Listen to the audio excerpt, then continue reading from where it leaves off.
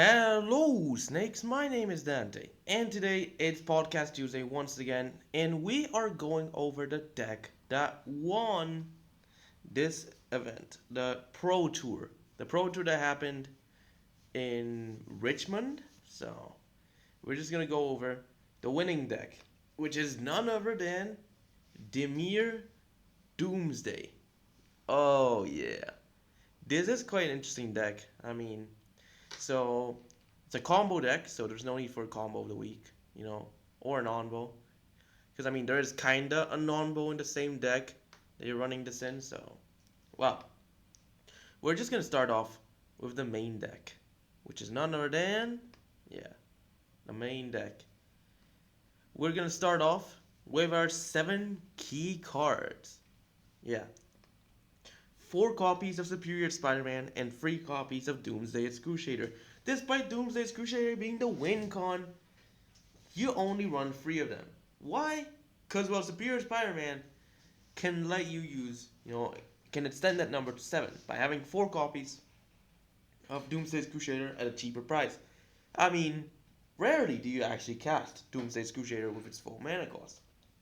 Normally, you'd be casting it by cheating it in with freaking Superior Spider-Man. Since the thing is, Doomsday Excruciator is a 6-mana 6/6 demon. We're flying, and when it enters, if it was cast, each player exiles all but the bottom 6 cards of the library face down. At the beginning of your upkeep, draw a card. So now Superior Spider-Man is an interesting one. So you're not going to bring back Doomsday Excruciator from the graveyard in the most traditional senses. You're going to have Superior Spider-Man become a copy of a weaker version of Doomsday Excruciator, being a 4-mana 4/4 legendary spider human hero with Mind Swap that makes him which allows him to enter the battlefield as a copy of any creature in a graveyard, except his name is Superior Spider-Man and becomes a 4/4 spider human hero. But exile that card. So what you do is you can have, for 4 mana you can perform the Doomsday Excruciator thingy earlier on. So Doomsday Excruciator being, the 6-mana, 6 black mana actually, 6/6 demon with flying. And when it enters, if it was cast, each player exiles all but the bottom 6 cards of the library face down. During the upkeep, draw a card. So basically, it it by exiling the deck face down, neither player actually gets to see what the other player is running.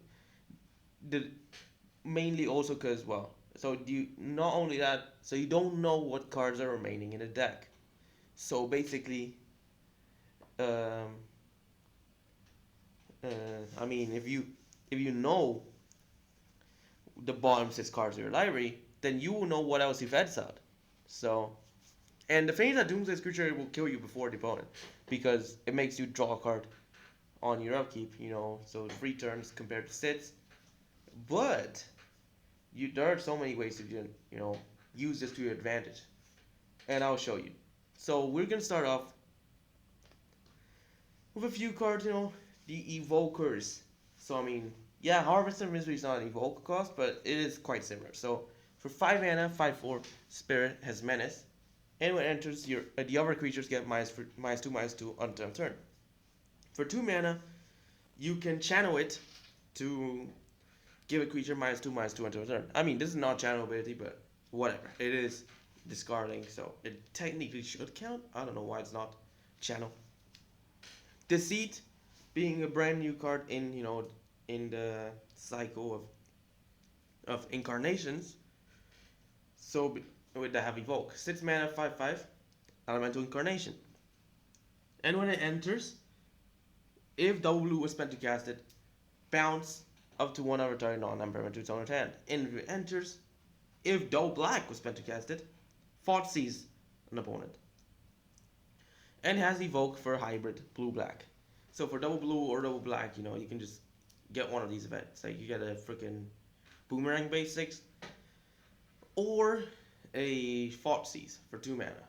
That puts you at a seat in the grave. Or you can some versions of this was using this with an undying effect. So for 3 mana you can keep it around, especially with and even doing this on turn 2 with Springleaf Drum. But this deck's not really it. Superior Spider-Man can actually copy these cards. Especially since on turn 2 You can send Harvester Victory or Deceit to the graveyard. You know, with its ability. You know, Harvester Victory as a removal, Deceit, as you know as a Thoughtseize or something. Then with Superior Spider-Man, you can actually bring back Deceit. I mean, you can use it as a Deceit, and you get both parts. Because the thing is, you're actually casting the spell. So Superior Spider-Man is a spell that's being cast. You're playing it for what? Double black, double blue, and you're basically able to do both parts of the Deceit.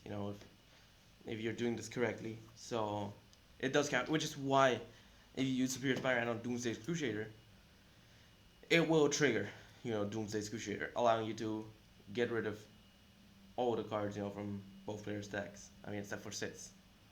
So, yeah. Well, let's just go into some ground control cards. So by Intimidation Tactics, you got 2 copies of it, which lets the opponent, which makes you take out the card. The opponent has to reveal the card hand. You choose an artifact or creature to exile it from the hand. Also has a cycling cost of 3 mana in case you draw this in the late game and the opponent has no cards in hand. But there's also a board wipe, for ground control, exactly that. For 5 mana, it's a sorcery. You can destroy all the creatures, but then you can also collect evidence Sits before it's an additional cost. And if you do that, you basically get to exile cards on an opponent's graveyard, then search its owner's graveyard, hand, and library for any number of cards with that name and exile it. That player shuffles and draws a card for each card exiled from their hand this way. So the best part about this is that it can freaking hit basic lands. Like, with no restriction whatsoever. Because some cards can hit great basic lands. Like, very few cards. Like the Stone Brain or Unmoored Ego. But you were capped at 4 cards. But this one, there's no cap. I mean, they just realized the insignificance of exiling all the basics from a player's deck, as long as they weren't, a monocolored deck. I mean, to be fair, Deadly Cover-Up could literally fry a mono-white deck just by exiling a planes from the graveyard. If they were to somehow throw one to the graveyard. I mean, I don't know if there's anything that you can do to make them discard planes. I mean, they could surveil planes or something into graveyard. If a plane somehow hits the graveyard, they would get fried by a Deadly Cover-Up. But well, let's just go into some card advantage cards. So, yeah, there's like 8 cards in there to gain card advantage. So Winter Night Stories, being a 3 mana sorcery, lets you draw 3 cards. Wait, it's a sorcery? I would have sworn it was. Alright, it's a sorcery. Lets you draw 3 cards. Then you discard 2 unless you discard a creature, and has Harmonize for 5 mana. So basically, allowing you to cast cards from the cast it from the graveyard, do it again, and even use the power of a creature. I mean, 4 power is exactly enough for Superior Spider-Man to let you cast it for 1 mana. So, yeah. Stalk Up, being a 3 mana sorcery that lets you look at top 5 cards with library, put 2 in the hand, rest on the bottom of the library in any order. Yup. Save that for later, because literally the order of the cards can actually change a lot, especially if you're playing when you're playing Doomsday Excruciator. You're gonna need to take note, like what 3 cards you put on the bottom, the order of the cards, because eventually you're gonna hit it. I mean, there's also the Insatiable Avarice, which is a spree card. So for 1 black sorcery, you can add 2 generic to basically do a Vampiric Tutor without losing life, and double black, which lets any player draw 3 cards and lose 3 life. So you can use this on yourself to gain some cards, search for cards, etc. But you can also use this on the opponent to make them deck out. I mean, it's actually quite crazy. For triple black, you just do this. Boom. Opponent draws 3, loses 3. And that's like half of their deck when Doomsday Excruciator hits. So it's generally a crazy deck, man. I mean, yesterday I played against a Dimir Doomsday deck, but I won. I mean it was quite annoying, but honestly, you just have to counter the stuff. There's just not much you can. I mean, there's not much you can't do. I mean, it's like I'm kind of surprised this deck won. Definitely deserved to be the winning deck. I may not like this format, but this is still a really cool deck, and I wanted to share it to you guys today because, well, it's the deck that won. Now let's just go into some removals. So there's like 8 removals total. 10 if you count uh, this one. No, 11 if you count Harvester of Misery, and more if you even count Board Wipe. But, well, you got one Arch Enemy's Charm that for triple black lets you exile creature Planeswalker, or bring back 1 or 2 target creatures and or Planeswalkers from your graveyard to hand, or put 2+1 counters on target creature you control. Gains lifelink until end turn. Requiting Heads is a 1 black instant that you may blight 1 to cast this. And you destroy target creature with mana value 2 or less. If the spell's initial cost was paid, you gain 2 life. And for Bitter Triumph, 2 mana instant that you have to either discard a card or pay 3 life to destroy target creature or Planeswalker. So, yeah. So that's basically some good removals. Bitter Triumph allowing you to kill any creature or Planeswalker. Requiring Heads kills you most of the creatures in this format, but if you do a blight cost, which you need to put a -1/-1 counter on your creatures. You have to gain 2 life, but rarely do you need to do that. If you're, Arch Enemy's Charm is a good one because it's an all-rounder. It's a really powerful removal that bypasses Indestructible because it exiles. Allows you to bring back cards at instant speed to respond to cards like freaking Rest in Peace, etc. And allows you to pump a creature for combat. So, yeah. Or to evade, direct damage. So it's just a really good card in general. So, yeah. But there's only like 1 copy because it's triple black, man. This is just hard to cast. So let's just go into the lands. Yep. You got 4 different dual lands.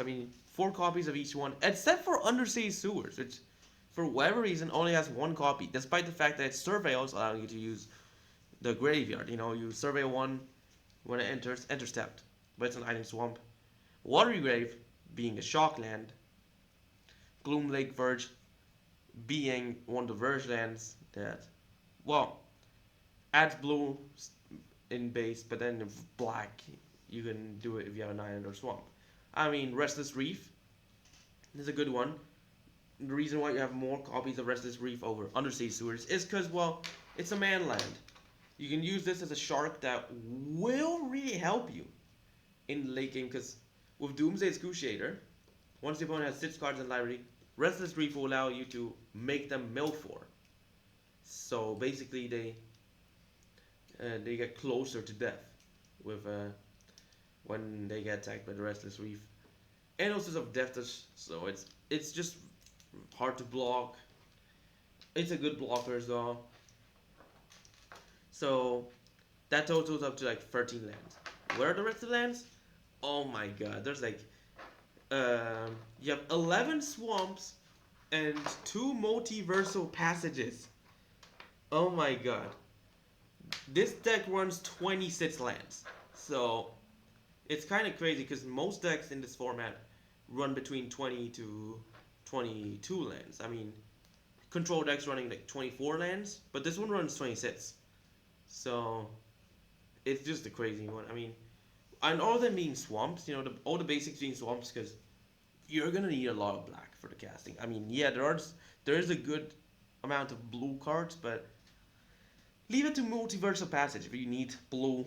I mean, all the blue sources can add black. That's basically the main premise of this. So it's just cool. I mean, so so the weakness of this deck is a demolition field, of course, because demolition field will destroy their blue sources, and they cannot get blue sources because all the basics are swamps. But I mean, there aren't many demolition fields in this format, right? Let's just go into our side deck. I mean, of course, every good deck needs a good sideboard. And the sideboard is quite interesting. Yeah. So we start off with our Torpor Orb shenanigans. I'm not even joking. I mean, so Torpor Orb also works well both to stop the opponent and to help you. Because Torpor Orb will stop, the evoke trigger. So if you cast an evoke creature for 2 mana, that's a 6/5 for 2 mana. I mean, you're not getting the advantage of getting rid of an opponent's card or bouncing a card. But you do also have stuff like, um, so yeah, I mean, you also got stuff like Quantum Riddler. I mean, well, Quantum Riddler, it's not like, it wouldn't work with Torpor Orb, but it is an ETB trigger where you draw a card, you know, there's like three of them. 5 mana, 4/6, flying when enters, draw card. Warp for 2 mana, and as long as you have one or fewer cards in hand, you draw an extra card. I mean, it's just a traditional Quantum Riddler. I mean, I don't know what else to say. I mean, probably my favorite card in the format right now. I mean, it's just powerful, man. That's basically Quantum Riddler. So, quite a good card to use. I mean, Torpor Orb's just good to, stop ETB triggers and, play around with Deceit as well. And the best part about Superior Spider-Man is that it's not an ETB trigger. It's as it enters. So Torpor Orb will not stop the thing. Well, let's just go in to some more hand removal cards. Like similar to what we had, in the main deck, Intimidation Tactics. You got 5 in the sideboard. You got 4 Duress and 1 Cruel Claws Heist. So Cruel Claws Heist is quite the special one because it's 2 mana sorcery that gifts a card. And then target opponent reviews their hand. You choose a non-land card from it, edits out that card. If the gift was promised though, you may cast it for as long as it remains edits out, and mana of any type can be spent to cast it. So basically allows you to steal card from your opponent's hand. If you give them a card back, of course. Otherwise, you just take away a card from their hand. And Duress, allowing you to basically remove a non-creature, non-land from the opponent's hand with no disadvantage whatsoever. I mean, just for 1 black. It's just good. So, yeah.